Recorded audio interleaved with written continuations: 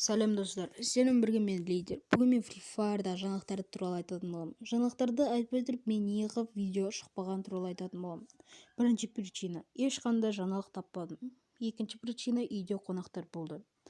Ең соңғы видео неғып дұрыс көрінбеді деген сұрақтар болса, өйткені мен музыка қойғам, авторский право бар екенді, сол музыка видеоны ешкімге көргізбеді, 10 адам көрді. Ал міне қазір бүгін видео салып жатырмын и басқа бір музыка қоям. Тамашалап келсеңіздер.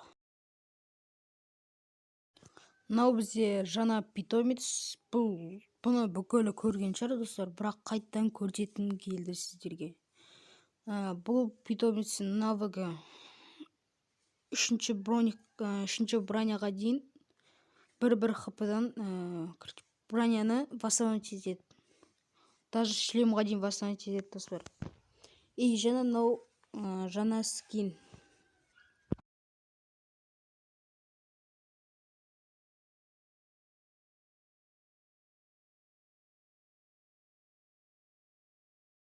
Мынау скриншоты бізде тайный магазин 8.0.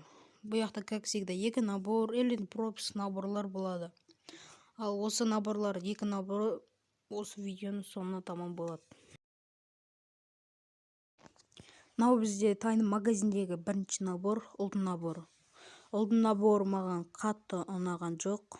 Құлақтарында жарғанаттың несі, ал қыздікі маған ұнады достар.